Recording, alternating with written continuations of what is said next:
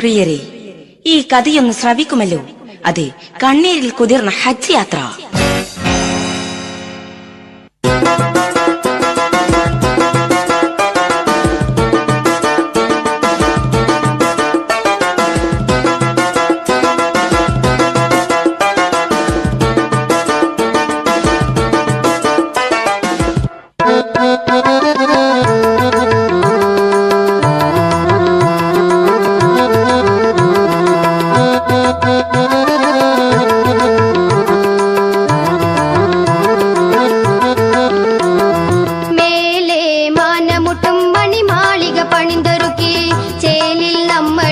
സന്തോഷത്താലേ നാളെ അല്ലാ നാളെ പോയി കിടക്കും ഖബർ ചിന്തയുദിക്കുമ്പോൾ ആകെ തളരുന്നു ജല്ല ജലാലേ. മേലെ മാനമുട്ടും മണിമാളിക പണിന്തൊരുക്കി ചേലിൽ നമ്മളിന്ത് സന്തോഷത്താലേ നാളെ അല്ലാ നാളെ പോയി കിടക്കും ഖബർ ചിന്തയുദിക്കുമ്പോൾ ആകെ തളരുന്നു ജല്ല ജലാലേ.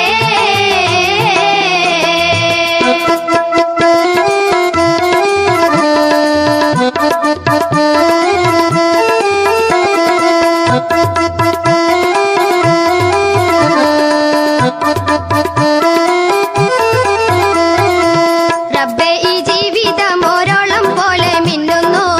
രോഗങ്ങൾ കൂട്ടം കെട്ടി വന്നിട്ടെന്തോ ചൊല്ലുന്നു. രാവും പകലും ചേർന്ന് ആയുസീത തിന്നുന്നു. റബ്ബേ, ഈ ജീവിതം ഓരോളം പോലെ മിന്നുന്നു. രോഗങ്ങൾ കൂട്ടം കെട്ടി വന്നിട്ടെന്തോ ചൊല്ലുന്നു. രാവും പകലും ചേർന്ന് ആയുസീത തിന്നുന്നു. ഏതൊരു നേരത്തും മരണം പാഞ്ഞു വരും. ഏക ഇലാഹിന്റെ അരികിൽ നാം ചേരും. ഏതൊരു നേരത്തും മരണം പാഞ്ഞു വരും. ഏക ഇലാഹിന്റെ അരികിൽ നാം ചേരും. അജലെടുത്ത് മലക്കസിറായിൽ അണവാകും. തടിയിലെ റൂഹെടുത്ത് പറന്നു പോകും.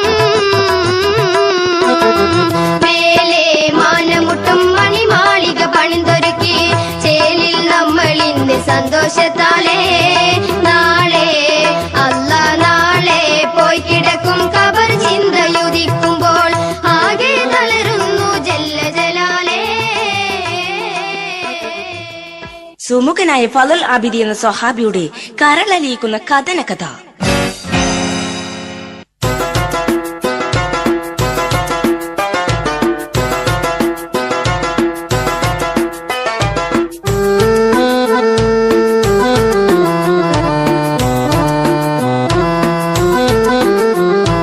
ആകാശഭൂമി വിധാനിച്ചു പോറ്റുന്ന ആദി പരാപരനെ ആലിമുൽ ഗൈബായ തമ്പുരാനെ. ആദരവേറും ഫളുൽ ആബിദെന്നോരെ ചരിതം പറയുവാനേ ഞങ്ങളിൽ സൗഭാഗ്യമേകിടണേ.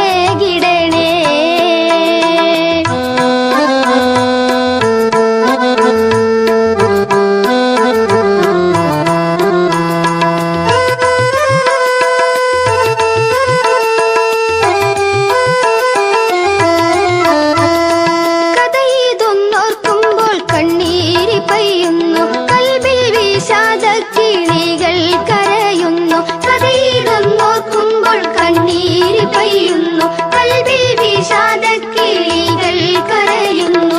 ഒരു തെറ്റും ചെയ്യാത്ത ഫളുൽ ആബിദിനെ, ഒരു തെറ്റും ചെയ്യാത്ത ഫളുൽ ആബിദിനെ ഒരു പെണ്ണ് വഞ്ചിച്ചില്ലേ. സംഭവം ആകെ വിറപ്പിച്ചില്ലേ. ഒരു സുപ്രഭാതം മദീന പള്ളിയിൽ നബി സല്ലല്ലാഹു അലൈഹി വസല്ലം സ്വഹാബത്തിന് ക്ലാസ് എടുത്തുകൊണ്ടിരിക്കുകയാണ്. ഈ സമയം ഒരു സുമുഖനായ ചെറുപ്പക്കാരൻ അങ്ങോട്ട് കയറി ചെന്നു. ആദരപൂർവ്വം സലാം ചൊല്ലി ആ സദസ്സിലിരുന്നു. ആരായിരുന്നു ആ വന്ന ചെറുപ്പക്കാരൻ?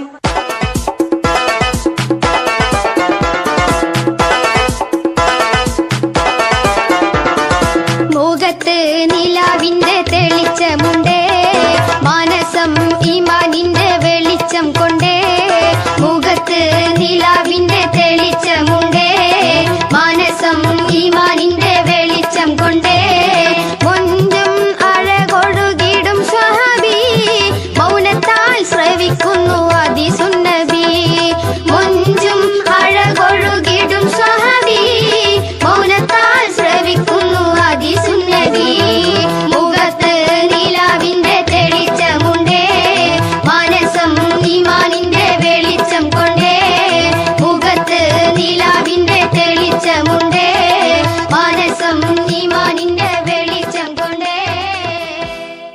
അതെ, നബി സല്ലല്ലാഹു അലൈഹി വസല്ലമക്ക് ഏറ്റവും ഇഷ്ടപ്പെട്ട സ്വഹാബി ഫളൽ ആബിദായിരുന്നു ആ വന്നത്. അന്നത്തെ ക്ലാസ് കഴിഞ്ഞപ്പോൾ ഫളലിനെ നബി അരികിലേക്ക് വിളിച്ചു. സ്നേഹപുരസ്സരം തലോടിക്കൊണ്ട് വേദനയോടെ ഒരു കാര്യം പറഞ്ഞു. എന്താണ് നബി പറഞ്ഞത്?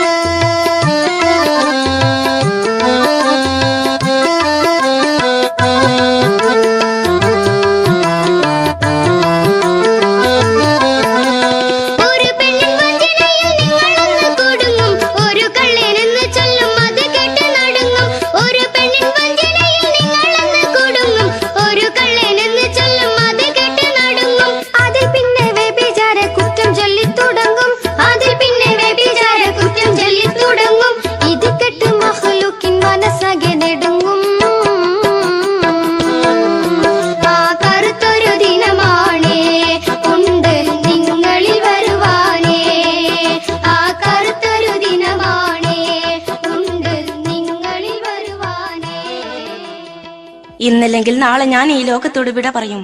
എന്റെ കാലശേഷം അബൂബക്കർ സിദ്ദീഖ് റളിയല്ലാഹു അൻഹു ഇസ്ലാമിന്റെ ഭരണം ഏറ്റെടുക്കും. അവരും അധികം താമസിയാതെ വഫാത്താകും. പിന്നെ ഉമർ ബിൻ ഖത്താബ് ആയിരിക്കും ഇസ്ലാമിന്റെ 2ാം ഖലീഫ. ഈ സമയത്ത് വേദനാജനകമായ പല രംഗങ്ങളും താങ്കൾ നേരിടേണ്ടി വരും. താങ്കളെ കള്ളനും വ്യഭിചാരിയും കൊലയാളിയുമാക്കി ജനങ്ങൾ മുദ്രകുത്തും. സുബ്ഹാനല്ലാഹ്, ഞാൻ എന്താണ് ഈ കേൾക്കുന്നത്? ഇല്ല, ഒന്നും ഭയപ്പെടാനില്ല. കുറ്റക്കാരനായി വിധിക്കപ്പെട്ട താങ്കൾ തൂക്കുമരത്തിന്റെ ചോട്ടിൽ നിൽക്കുമ്പോൾ, മരണത്തിന്റെ കാലച്ച ചെവിട്ടിൽ വന്നടിക്കുമ്പോൾ താങ്കളെ സഹായിക്കാൻ ഒരേ ഒരു വ്യക്തി അവിടെ പാഞ്ഞെത്തും. അത് ആരാണ് റസൂലേ? അത് മറ്റാരുമല്ല, എന്റെ കരളിന്റെ കഷ്ണമായ ഫാത്തിമയുടെ ഭർത്താവ്, അതെ, എന്റെ മരുമകൻ അലി. സുബ്ഹാനല്ലാഹ്. ഞെട്ടിത്തെറിക്കുന്നു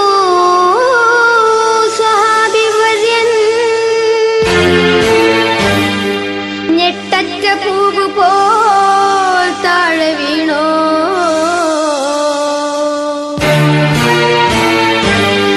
കേട്ടു നിൽക്കുന്നവർ സംഭീതരാ.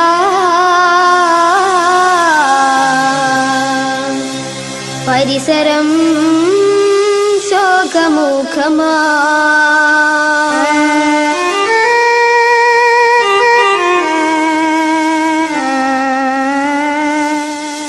അല്ലാഹുവിന്റെ അമ്പിയായിൽ അന്ത്യദൂതരായി തെളിഞ്ഞ സയ്യിദാണി സ്വർണവർണ്ണ ദീപം. അവരുടെ പ്രവചനങ്ങൾ പുലരുമെന്ന സത്യമോർത്ത് വീണതാണ് ഫളിലെന്ന പ്രദീപം. യാ ഹബീബ് യാ തബീബ് യാ സഫി ഹബീബ് റബ്ബിൽ ആലമീൻ. യാ ഹബീബ് യാ തബീബ് യാ സഫി ഹബീബ് റബ്ബിൽ ആലമീൻ. കാലം കാറ്റുവേഗത്തിൽ മുന്നോട്ട് പറന്നു. ഒരു ദിവസം എല്ലാവരും അതാ നബിയുടെ വീട്ടിലേക്ക് ഓടുന്നു. എന്താണ് എന്റെ കരളിന്റെ കഷ്ണമായ അഷ്റഫുൽ ഖൽഖിന് പറ്റിയത്? ഫളലും അങ്ങോട്ടോടി.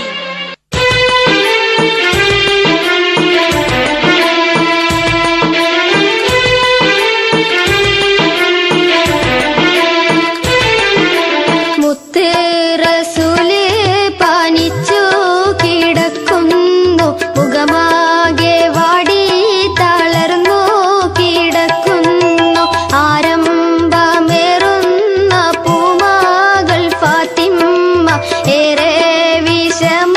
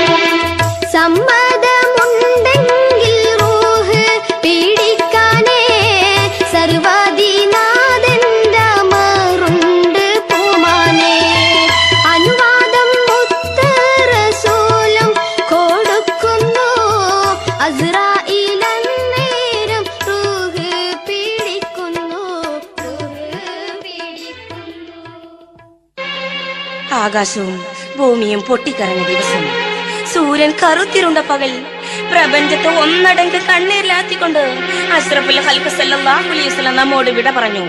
വർഷങ്ങൾ ചിറകടിച്ച് മുന്നോട്ട് പറന്നു. സിദ്ദീഖ് റളിയല്ലാഹു അൻഹുവിന്റെ കാലവും കഴിഞ്ഞു. ഇപ്പോൾ ഉമർ ഇബ്നുൽ ഖത്താബാണ് ഭരണാധിപൻ.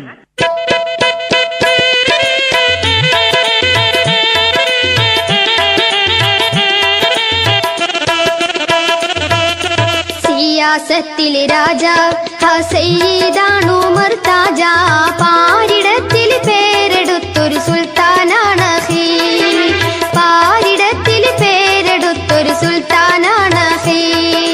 സിയാസത്തിലെ രാജാ സയ്യിദാണ് ഉമർ താജ, പാരിടത്തിൽ പേരെടുത്തൊരു സുൽത്താനാണ് ഹീ, പാരിടത്തിൽ പേരെടുത്തൊരു സുൽത്താനാണ് ഹീ.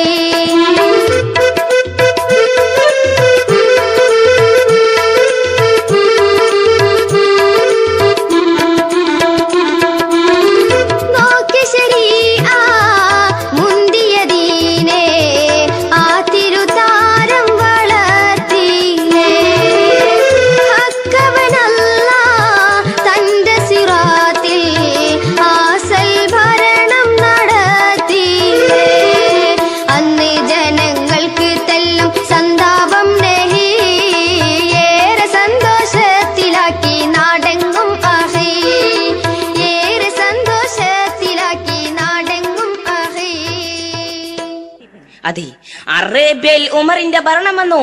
നീതിപൂർവകമായ ഭരണം കാഴ്ചവെച്ച് ലോകത്തെ അമ്പരപ്പിച്ച സുൽത്താൻ, അനീതിക്കും അധർമ്മത്തിനും കൂട്ടുനിൽക്കാത്ത ഭരണാധികാരി, തെറ്റ് കണ്ടാൽ മുഖം നോക്കാതെ ശിക്ഷ നടപ്പാക്കുന്ന ന്യായാധിപൻ. പ്രിയരെ, നമ്മുടെ കഥാപുരുഷനായ ഫളൽ ആബിദ് ആ ഭരണാധികാരിയുടെ ഉറ്റ സുഹൃത്താണ്.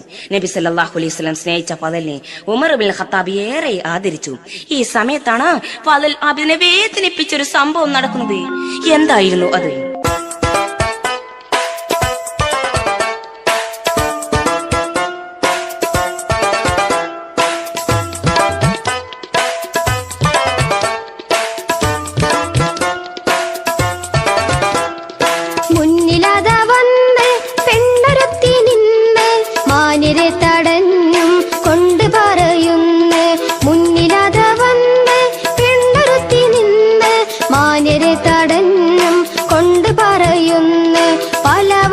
ദർശിച്ചന്റെ കനിയേ ഒന്ന് പറയട്ടെ അരുമപ്പൂമണിയേ, പലവട്ടം ദർശിച്ചന്റെ കനിയേ ഒന്ന് പറയട്ടെ അരുമപ്പൂമണിയേ. കൽബിലെ നിക്കാശ ആകുമോ നിരാശ, പങ്കജ പിരീശ പൂവിലൻ പ്രതീക്ഷ, അഴകത്ത വദനം ഞാൻ കണ്ട് അതിനൊളിവന്റെ അകത്തുന്നുമുണ്ട്,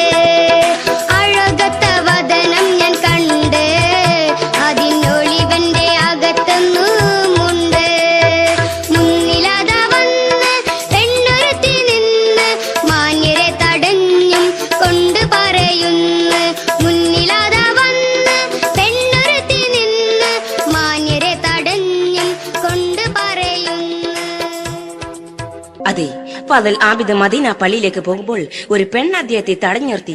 ഏതാണ് ഈ സൗന്ദര്യധാമം?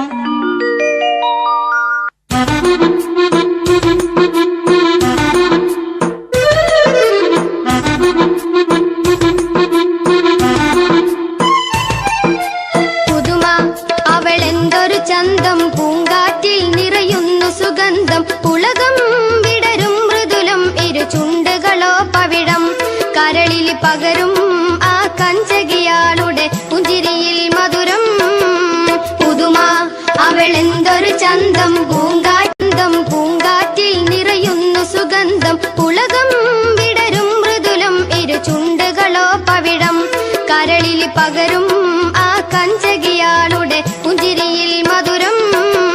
പുതുമ അവളെന്തൊരു ചന്തം, പൂങ്കാറ്റിൽ നിറയുന്നു സുഗന്ധം, ഉലകം വിടരും മൃദുലം ഇരു ചുണ്ടുകളോ പവിഴം, കരളിൽ പകരും ആ കഞ്ചകിയാളുടെ പുഞ്ചിരിയിൽ മധുരം. സൗന്ദര്യം വാർന്നൊഴുകുന്ന ഒരു പെണ്ണ് ഫലൽ ആബിദിന് വശ്യമായ പുഞ്ചിരി സമ്മാനിച്ചുകൊണ്ട് പറയുകയാണ്, സുഹൃത്തെ, താങ്കളെ ഞാൻ പലവട്ടം കണ്ടിട്ടുണ്ട്. നേരിൽ സംസാരിക്കാൻ ആഗ്രഹിച്ചു നടക്കുകയായിരുന്നു. ഇപ്പോൾ സാധിച്ചു. ദൈവത്തിന് സ്തുതി. എന്റെ പേർ ജാരിയ. ഞാനൊരു ജൂത സ്ത്രീയാണ്. പക്ഷേ സ്നേഹത്തിന്റെ മുമ്പിൽ ജാതിയും വർണ്ണവും പ്രശ്നമല്ലോ. താങ്കളെ പോലെ ഒരു സുന്ദര ഈ ഭൂമുഖത്ത് ഞാൻ കണ്ടിട്ടില്ല.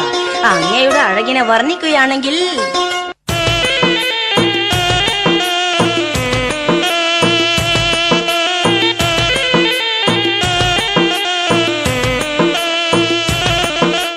പുളകം വിരിഞ്ഞു നിൽക്കും പൂന്താരമോ നിലാവോ, ഗുണമിൽ മികന്തിതെന്തോ മണമേറും ആശപൂവോ. പുളകം വിരിഞ്ഞു നിൽക്കും പൂന്താരമോ നിലാവോ, ഗുണമിൽ മികന്തിതെന്തോ മണമേറും ആശപൂവോ.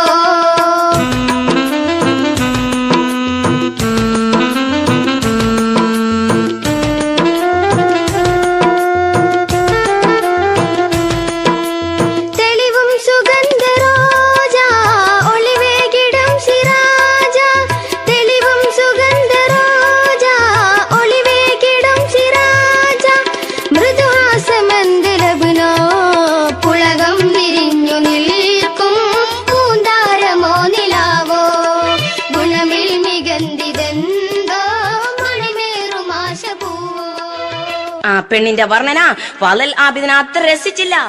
ആദ്യം ദേശത്തോടു കൂടെ അവളോട് പറയുകയാണ്,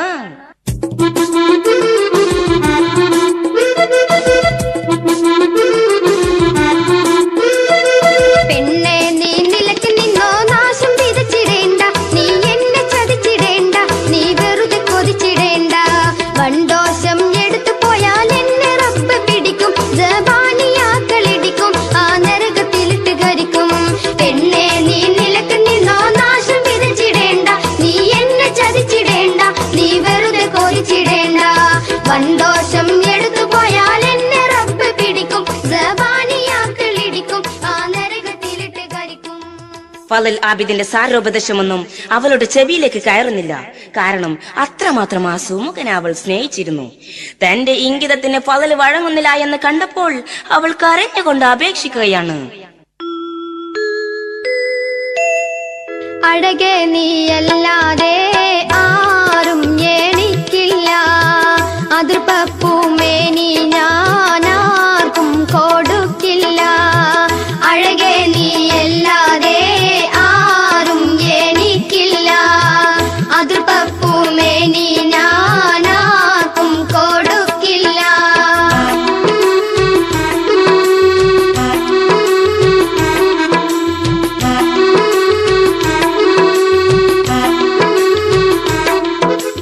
മൊഞ്ചി തികഞ്ഞൊരു കാഞ്ചനമേനി, കൊഞ്ചിടുമാനവ കഞ്ചകറാണി, പഞ്ചവർണ്ണ കിളി തങ്കഹുറാനി. മൊഞ്ചി തികഞ്ഞൊരു കാഞ്ചനമേനി, കൊഞ്ചിടുമാനവ കഞ്ചകറാണി, പഞ്ചവർണ്ണ കിളി തങ്കഹുറാനി. ഹുറാനി പെണ്ണിന് ഒന്ന് പറയണം, ഉത്സാഹത്തോടെ നീ എന്നാശ തീർക്കണം. ആശിച്ച മധുവല്ലിയാകും അതോർക്ക്, ആശിക്ക് ഞാൻ തരും മേനി നിനക്ക്, ആശനി ഒന്നിത വന്ന് സുഖിക്ക്. ആശിച്ച മധുവല്ലിയാകും അതോർക്ക്, ആശിക്ക് ഞാൻ തരും മേനി നിനക്ക്, ആശനി ഒന്നിത വന്ന് സുഖിക്ക്. സുഖിക്കാം സുഖം നമ്മൾ പങ്കിട്ടെടുക്കാലോ, സുന്ദരമായി നമുക്കെന്നെന്നും വാഴാലോ. ഫലൽ ആബിദിനെ വലയിൽ വീഴ്ത്താൻ അവൾ 18 ഇടവും പാറ്റി നോക്കുന്നുണ്ട്. പക്ഷേ അച്ഛൻസലമായി ഈമാൻ ഹൃദയത്തിൽ അരക്കിട്ടുറപ്പിച്ച സ്വഹാബി അവളോട് പറഞ്ഞു, പെണ്ണേ, നിന്റെ ഈ നടത്തം വിഫലമാണ്. നീ എന്നെ ഇഞ്ചിഞ്ചായി അറിഞ്ഞാലും ഹറാമിന് ഞാൻ കൂട്ടി നിൽക്കയില്ല എന്ന് പറഞ്ഞുകൊണ്ട് അദ്ദേഹം അവളെ രൂക്ഷമായി നോക്കിക്കൊണ്ട് നടന്നു പോകുന്ന സ്വഹാബിയെ നോക്കി അവൾ പറഞ്ഞു, ഫലലേ, ഈ പോക്ക് നിനക്ക് നല്ലതിനല്ല. നിന്നെ പിന്നീട് ഒരിക്കൽ കണ്ടുകൊള്ളാം എന്ന് പറഞ്ഞ് അവളും മറ്റൊരു വഴിയിലൂടെ മറഞ്ഞുപോയി. ഫലൽ ആബിദ് പള്ളിയിൽ ചെന്ന് ജാരിയുടെ ശറിൽ നിന്ന് രക്ഷപ്പെടാൻ കരഞ്ഞുകൊണ്ട് പ്രാർത്ഥിക്കുകയാണ്. കനിവിന്റെ മധുവിനായി കാരം നീട്ടും ആബിദനിൽ കാരുണ്യം ചോരിയും പുരാനേ, കൽവിന്റെ അടി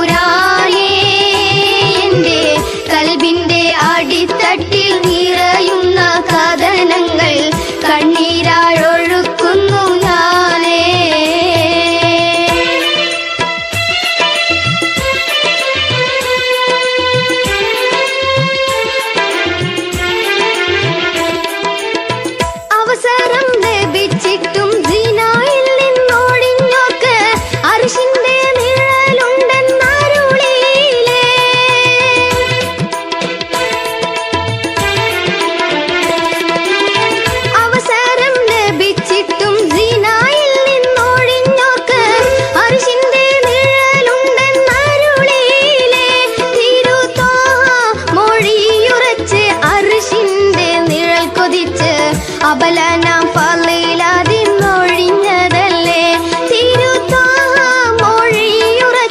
അർശിന്റെ നിഴൽ കൊതിച്ച് അബലനാം ഫളിലാതിന്നൊഴിഞ്ഞതല്ലേ കനിവിന്റെ മധുവിനായി കാരം നീട്ടും അബ്ദന്നിൽ കാരുണ്യം ചൊരിയും പുരാനേ എന്റെ കൽബിന്റെ അടിത്തട്ടിൽ നിറയുന്ന കഥനങ്ങൾ കണ്ണീരായൊഴുക്കുന്നു ഞാനേ.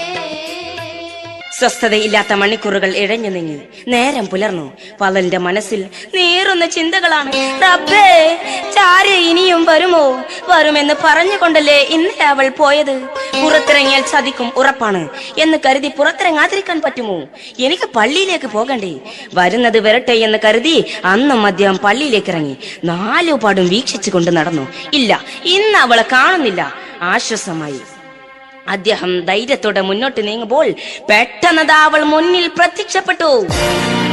തടഞ്ഞുകൊണ്ട് പറയുകയാണ്, ആശൈപ്പൂമലരേ അമ്പുളമാജിതരേ സന്തോഷ പൂങ്കാവിൽ ചേർന്ന് സുഖിക്കാലോ എനിക്കെല്ലാമെല്ലാം നീയാണല്ലോ എനിക്കെല്ലാമെല്ലാം നീയാണല്ലോ യാ ഹബീബി ഫളലൽ അബീദി യാ ഖുറത്തൽ ഐനൈനി യാ ഹബീബി ഫളലൽ അബീദി യാ ഖുറത്തൽ ഐനൈനി.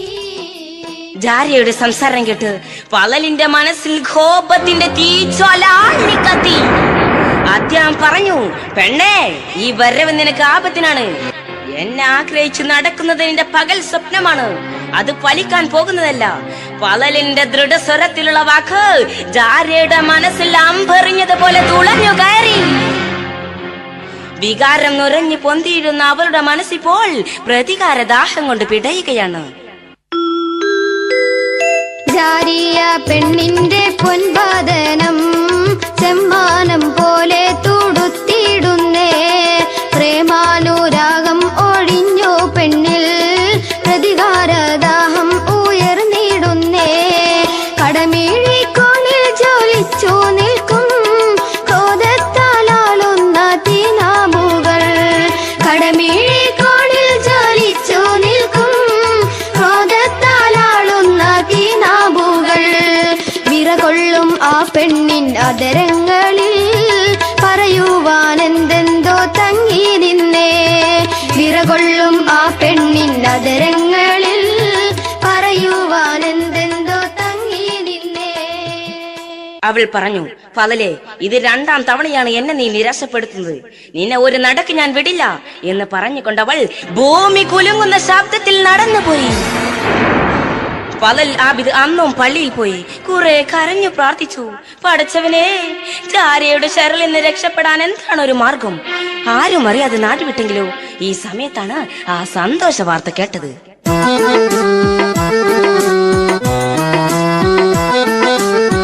അധിപതി ജലാലിന്റെ വിശുദ്ധ മന്ദിരം കാണാൻ അനവധി ജനങ്ങൾ ഇന്നൊരുങ്ങിടുന്നേ ഹജ്ജ് ആ പുണ്യകർമ്മത്തിനായി പുറപ്പെടുന്നേ. അധിപതി ജലാലിന്റെ വിശുദ്ധ മന്ദിരം കാണാൻ അനവധി ജനങ്ങൾ ഇന്നൊരുങ്ങിടുന്നേ ഹജ്ജ് ആ പുണ്യകർമ്മത്തിനായി പുറപ്പെടുന്നേ. ഇക്കൊല്ലത്തെ ഹജ്ജിന് എല്ലാവരും ഒരുങ്ങുന്ന വിവരം സന്തോഷത്തോടെയാണ് ഫലൽ ശ്രവിച്ചത്. അദ്ദേഹം ആ സംഘത്തിൽ പോകുവാൻ തീരുമാനിച്ചു. അൽഹംദുലില്ലാഹ്, ജാരിയുടെ ശരളിൽ നിന്ന് രക്ഷപ്പെട്ടല്ലോ. യാത്രയുടെ ദിവസം അടുത്തു വന്നു. ഫലൽ ഹജ്ജിന് പോകുന്നത് ജാര എങ്ങനെയോ മണത്തറിഞ്ഞു. അവൾ കോപം കൊണ്ട് തുള്ളിച്ചാടി. എന്നെ നിരാശപ്പെടുത്തി വിട്ട ഫലൽ ഹജ്ജിന് പോവുകയോ? അത് ഞാൻ കാണിച്ചു കൊടുക്കാം. അവൾ ഫലലിനെ ചതിക്കുവാനുള്ള കുതന്ത്രങ്ങൾ കണ്ടുപിടിക്കുകയാണ്. പക്ഷേ പാവം ഫലൽ ആബിദ് ഇതൊന്നും അറിയുകയില്ല. ഊണം ഉറക്കില്ല മനസ്സിൽ കുതന്ത്രങ്ങൾ നെയ്യുന്ന പെണ്ണിന് ഹജ്ജിനൊരുങ്ങിടുമ്പോൾ ചതിക്കണം എന്ന്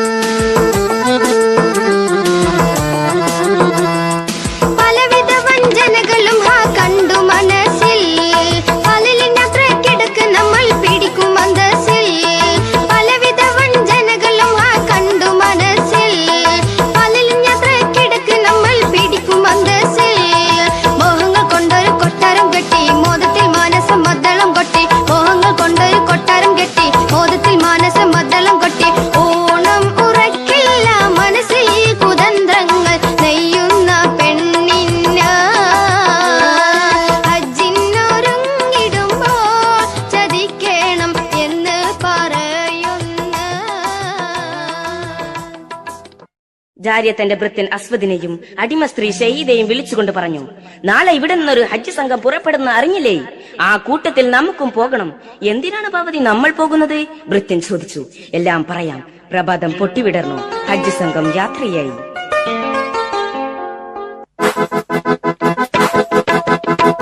യാത്ര പുറപ്പെടുന്നേ, ജാരിയ പെണ്ണും ചെന്നേ, അവളാരെന്നാർക്കും അറിയൂല, സംശയമാർക്കും വരൂല. യാത്ര പുറപ്പെടുന്നേ, ജാരിയ പെണ്ണും ചെന്നേ, അവളാരെന്നാർക്കും അറിയൂല, സംശയമാർക്കും വരൂല.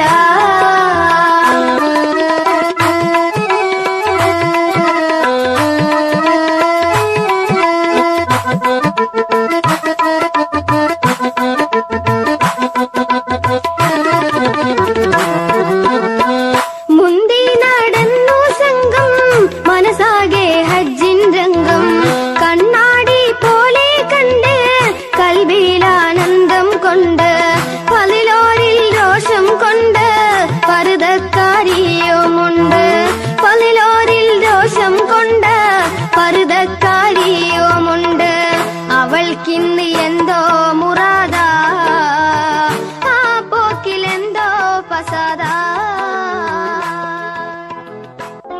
ആ യാത്ര സംഘം ഇപ്പോൾ കിലോമീറ്ററുകൾ പിന്നിട്ടിരിക്കുന്നു. ഫലൽ ആബിദിന് നിറഞ്ഞ ആഹ്ലാദം. തന്നെ ചതിക്കാൻ നടക്കുന്ന ജാരിയുടെ ഷെറിൽ നിന്ന് രക്ഷപ്പെട്ടല്ലോ എന്ന ആശ്വാസം. പക്ഷേ ആ രാക്ഷസി ഒരു പ്രേതത്തെ പോലെ തന്നെ പിന്തുടരുന്നത് ഫലൽ ആബിദ് അറിഞ്ഞിട്ടില്ല. സമയം സന്ധ്യയായി. പടിഞ്ഞാറൻ ചക്രവാളത്തിൽ സൂര്യൻ മെല്ലെ മെല്ലെ താഴ്ന്നിറങ്ങി. വിശാലമായ മരുഭൂമിയിൽ എല്ലാവരും കൂടാരം കെട്ടി. സമയം ഇടഞ്ഞു നീങ്ങി. നല്ല തണുപ്പുള്ള രാത്രി. യാത്രയുടെ ക്ഷീണത്തിൽ എല്ലാവരും ഉറങ്ങിപ്പോയി. പക്ഷേ ഫലൽ ആബിദ് മാത്രം ഉറങ്ങിയിട്ടില്ല. അദ്ദേഹം ഇബാദത്തിലാണ്. സമയം പാതിരാത്രി. രാത്രിയുടെ നിശബ്ദതയിൽ എവിടെ നിന്നോ ഒരു കുറുക്കൻ ഓരിയിട്ടു. ഈ സമയം ഫലലിന്റെ കൂടാരത്തിന് പുറത്തുനിന്ന് ഒരു സ്ത്രീയുടെ ശബ്ദം. അസ്സലാമു അലൈക്കും. ആരാണ് ഈ അസമയത്ത് സലാം പറയുന്നത്? ഫലൽ പുറത്തു വന്ന് നോക്കി. ഇത് ഞാനാണ് ജാരിയ. സുബ്ഹാനല്ലാഹ്. ജാരിയ, നീ എന്തിനാണ് ഇവിടെ വന്നത്? നീ എങ്ങനെ ഇവിടെ വന്ന് പെട്ടു? ഈ തണുപ്പുള്ള രാത്രി കൂടുതലൊന്നും സംസാരിക്കണ്ട. ആരും കാണുന്നില്ല. എല്ലാവരും ഉറക്കത്തിലാണ്. ഇതാ, ഒന്ന് സമ്മതിച്ചാൽ നേരം പുലരും മുമ്പ് ഞാൻ സ്ഥലം വിടാം. എന്താണ് ജാരിയ നീ പറയുന്നത്? ആരും കാണുന്നില്ല എന്നോ? എന്റെ റബ്ബിന്റെ കണ്ണ് കെട്ടാൻ നിനക്ക് സാധിക്കുമോ? മര്യാദക്ക് പോകലാണ് നിനക്ക് നല്ലത്. ഫലലിന്റെ കനത്ത ശബ്ദം കേട്ട് ഒരു ഷോക്കേറ്റതുപോലെ അല്പനേരം തരിച്ചു നിന്ന് പോയി. നിന്നെ പിന്നെ കണ്ടോളാം എന്ന് പറഞ്ഞ് അവൾ അവളുടെ കൂടാരത്തിലേക്ക് തന്നെ മടങ്ങിപ്പോയി.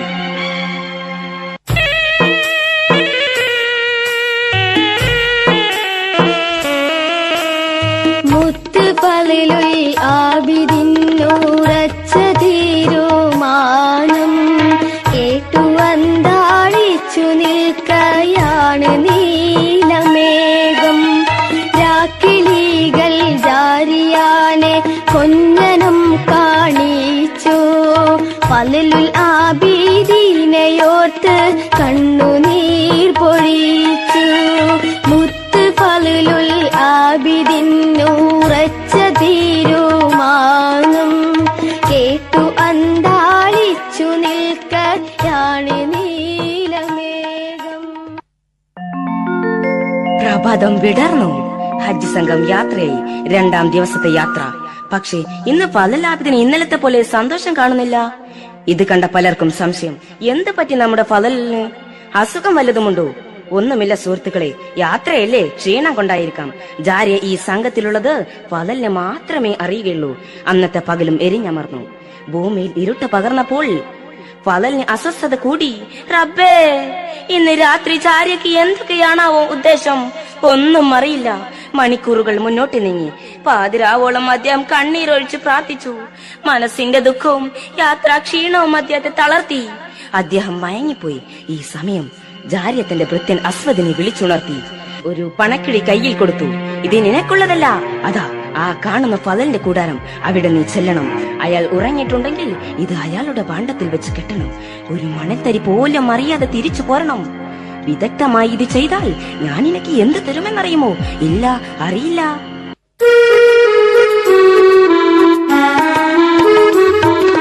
കണ്ണ് നിറച്ചും പൊന്നും പണവും നൽകാമല്ലോ റാഹത്തിൽ. പെണ്ണ് പറഞ്ഞത് കേട്ടും കൊണ്ടത് പോകുന്നു അതിവേഗത്തിൽ. കണ്ണ് നിറച്ചും പൊന്നും പണവും നൽകാമല്ലോ റാഹത്തിൽ. പെണ്ണ് പറഞ്ഞത് കേട്ടും കൊണ്ടത് പോകുന്നു അതിവേഗത്തിൽ. വലലെല്ലാം വിതുറങ്ങണ കണ്ട് കേറുന്നു കൂടാരത്തിൽ. വലലിൽ ആബിതുറങ്ങണ കണ്ട് കേറുന്നു കൂടാരത്തിൽ. പെണ്ണ് കൊടുത്ത പണക്കിടി കെട്ടി വെക്കുന്നവരുടെ ഭാണ്ഡത്തിൽ. കണ്ണ് നിറച്ചും പൊന്നും പണവും നൽകാമല്ലോ റാഹത്തിൽ. പെണ്ണ് പറഞ്ഞത് കേട്ടും കൊണ്ടത് പോകുന്നു അതിവേഗത്തിൽ. അസ്വദി എന്ന അടിമ ജാരിയ പറഞ്ഞതുപോലെ എല്ലാം വിദഗ്ധമായി ചെയ്തു. പ്രഭാതം പൊട്ടിവിടർന്നു. ഹജ്ജ് സംഘം യാത്രയായി. 3-ാം ദിവസത്തെ യാത്ര. സമയം നട്ടുച്ച. പിന്നിൽ നിന്നൊരു പെണ്ണിന്റെ കരച്ചിൽ കേട്ട് എല്ലാവരും തിരിഞ്ഞു നോക്കി. എന്തു പറ്റി? എന്റെ പണക്കിടി കാണുന്നില്ല.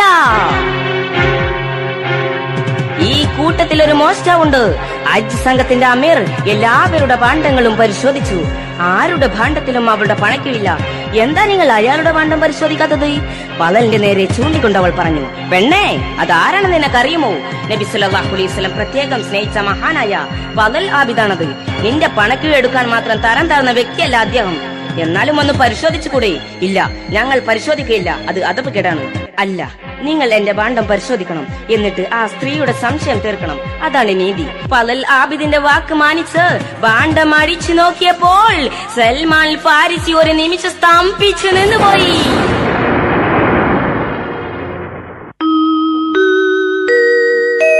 കണ്ടു പണക്കിഴി പലലുൽ ആബിദിന്റെ ഭാണ്ഡം പരിശോധിച്ചപ്പോൾ അതിലുണ്ട്. കണ്ടു പണക്കിഴി പലലുൽ ആബിദിന്റെ ഭാണ്ഡം പരിശോധിച്ചപ്പോൾ അതിലുണ്ട്. എന്ത് പുതുമായി എന്തോ രാജബാണ്. എല്ലാവരും തമ്മിൽ നോക്കി നിൽപ്പാണ്. സൽമാനുൽ ഫാരിസി പലലിനെ നോക്കുന്നു. ശരപുറ്റ പലലിൽ ആബിദെ തളരുന്നു. പലൽ മോഷ്ടാവോ? ആയിരിക്കാം. അല്ലാതെ പിന്നെ എങ്ങനെയാണ് അവളുടെ പണക്കിഴി അയാളുടെ ഭാണ്ഡത്തിൽ വന്നത്? പലരും പലതും പറയാൻ തുടങ്ങി. ഇയാൾ ഇത്ര മോശക്കാരനാണോ? ആയിരിക്കാം. ഭക്തന്റെ വേഷമണിഞ്ഞ് നടക്കുന്ന പാപിയാണ് അയാൾ. പിടിച്ചു കെട്ടു. ആ സ്ത്രീയുടെ ശബ്ദം ഉയർന്നു. പലലിനെ പിടിച്ചു കെട്ടാൻ സൽമാൻ ഫാരിസി ഉത്തരവിട്ടു. ഉടനെ ആ മനോഹരമായ കൈകൾ പിന്നിലേക്ക് ബന്ധിക്കപ്പെട്ടു. ഹജ്ജ് സംഘം മുന്നോട്ട് നീങ്ങി. മനസ്സിന്റെ ദുഃഖവും അപമാനവും താങ്ങാനാവാതെ ഒരു കുറ്റവാളിയെ പോലെ അവരുടെ നട്പിലതാ നടക്കുന്നു.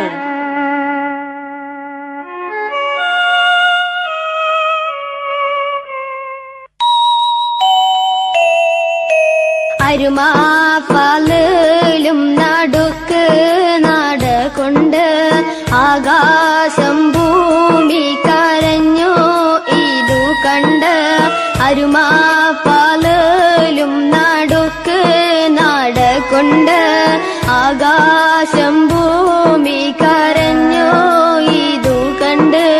തെറ്റൊന്നും ചെയ്യാത്ത മാണിക്കല്ലല്ലേ കെട്ടിക്കാരങ്ങൾ നെരുങ്ങി നടപ്പല്ലേ. പലലിന്റെ കണ്ണീരോ ലിച്ചുമഴ പോലെ ജാരിയ പെണ്ണ് ചിരിക്കുന്നു.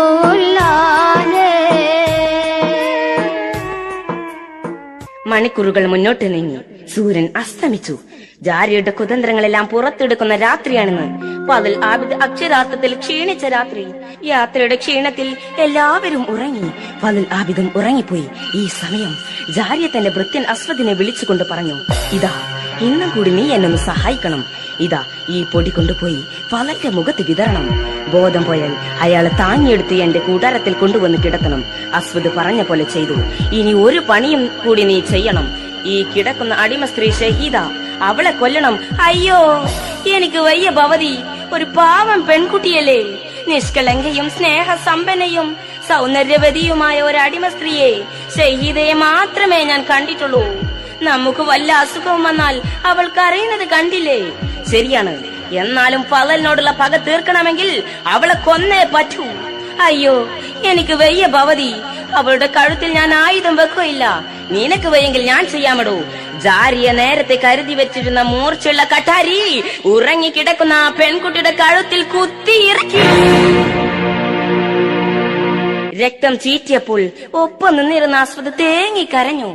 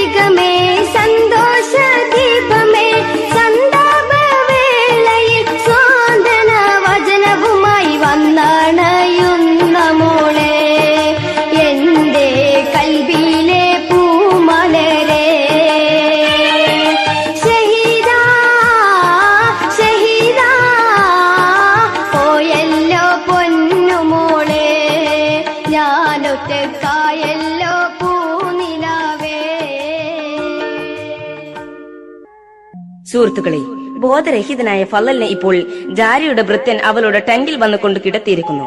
ഫളലിന്റെ ബോധം അല്പാൽപമായി തെളിയുന്നുണ്ട്.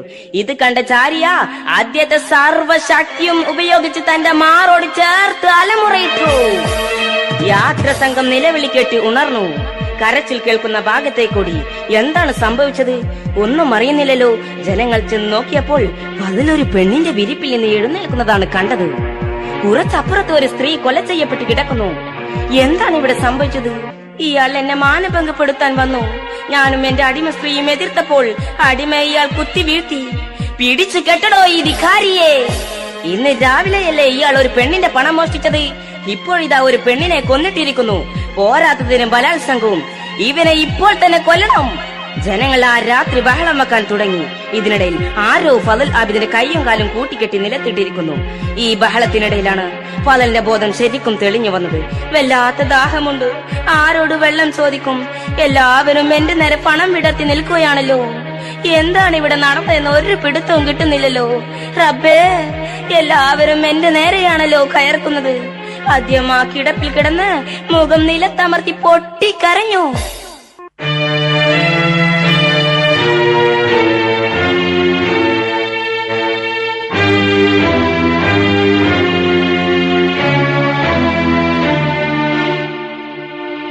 കൽബിലെ കഥനങ്ങളറിയും വന്നവാ കാതിരെ കരയുന്നിതാ കര കാണുവാ.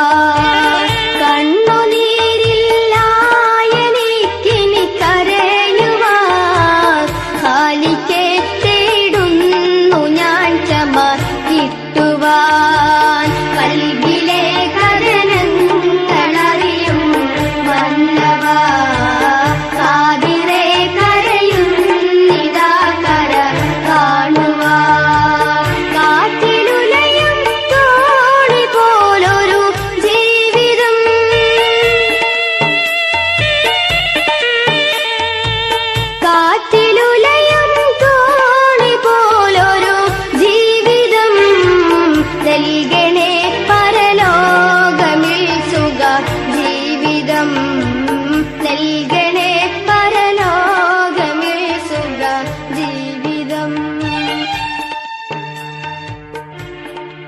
നേരം പുലരുന്നതിന്റെ മുമ്പ് തന്നെ അടിമ സ്ത്രീയെ ജനം മറവ് ചെയ്തു. അപ്പോഴേക്കും നേരം പുലർന്നു. ഹജ്ജ് സംഘം യാത്രയായി. കിലോമീറ്ററുകൾ പിന്നിട്ടു. അതാ കാണുന്നു കഅബ ശരീഫ്. കഅബ ശരീഫിന്റെ നിറം കണ്ടപ്പോൾ ഫളൽ ആബിദിന് സങ്കടം തടഞ്ഞു നിർത്താനായില്ല. അദ്ദേഹം പൊട്ടിക്കരഞ്ഞു.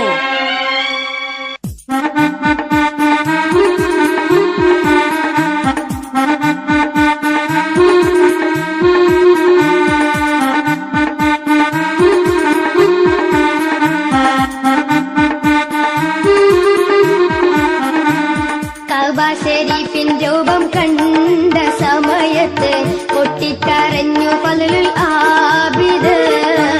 പൊട്ടിക്കരഞ്ഞു ഫളലുൽ ആബിദ്. കരളെ ഞാൻ നിന്നെ കാണാൻ വന്ന സ്ഥിതി കണ്ടോ, കൈകാലിനെനിക്കില്ലോരാവത്. കൈകാലിനെനിക്കില്ലോരാവത്. കഅബ തവാഫ് ചെയ്യണമെങ്കിൽ കെട്ടുകൾ ആരിതഴിച്ചു തരും. കൽബിന് റാഹത്താകണമെങ്കിൽ കാലിന് സ്വസ്ഥത വേണ്ടിവരും. കഅബ തവാഫ് ചെയ്യണമെങ്കിൽ കെട്ടുകൾ ആരിതഴിച്ചു തരും. കൽബിന് റാഹത്താകണമെങ്കിൽ കാലിന് സ്വസ്ഥത വേണ്ടിവരും. മോഹിച്ചിട്ടൊന്നും എനിക്കിന്ന് ഫലമില്ല. ഞാനിന്നെ ഒരു പ്രതിയായല്ലോ. ഞാനിന്നെ ഒരു പ്രതിയായല്ലോ. മോഹന സ്വപ്നങ്ങളെ കൽബിൽ മാറമാടി കണ്ണീരിൽ മടങ്ങിപ്പോകാമല്ലോ. കണ്ണീരിൽ മടങ്ങിപ്പോകാമല്ലോ. ഹജ്ജെല്ലാം കഴിഞ്ഞു. ഹജ്ജ് സംഘം മടക്ക യാത്ര തിരിച്ചു. മദീനക്കാർ ഹജ്ജ് സംഘത്തിനെ വരവേറ്റു. പക്ഷേ ഫളൽ ആബിദിനെ മുന്നിൽ കാണുന്നില്ലല്ലോ. എവിടെ നമ്മുടെ മഹാനായ ഫളൽ ആബിദ് തങ്ങൾ? അങ്ങനെ ഒരു മഹാനൊന്നും ഈ കൂട്ടത്തിലില്ല. കള്ളനും വ്യഭിചാരിയും കൊലപ്പുള്ളിയുമായ ഫളൽ ആബിദ് ഈ സംഘത്തിന്റെ പിന്നിലുണ്ട്. എന്താണ് മനുഷ്യരെ നിങ്ങൾ പറയുന്നത്? നമ്മുടെ പ്രിയപ്പെട്ട ഫളലിന് എന്തു പറ്റി? എന്തിനാണ് അദ്ദേഹത്തെ വരിഞ്ഞു കെട്ടിയിരിക്കുന്നത്? എല്ലാം അറിയാം. ഉമർ ബിൻ ഖത്താബിന്റെ മുമ്പാകെ ഹാജരാക്കുമ്പോൾ അവരതാ ഫളലിനെ ഉമർ ബിൻ ഖത്താബിന്റെ മുമ്പാകെ ഹാജരാക്കുന്നു. ഇത് കണ്ട ഭരണാധികാരി തരിച്ചിരുന്നു പോയി.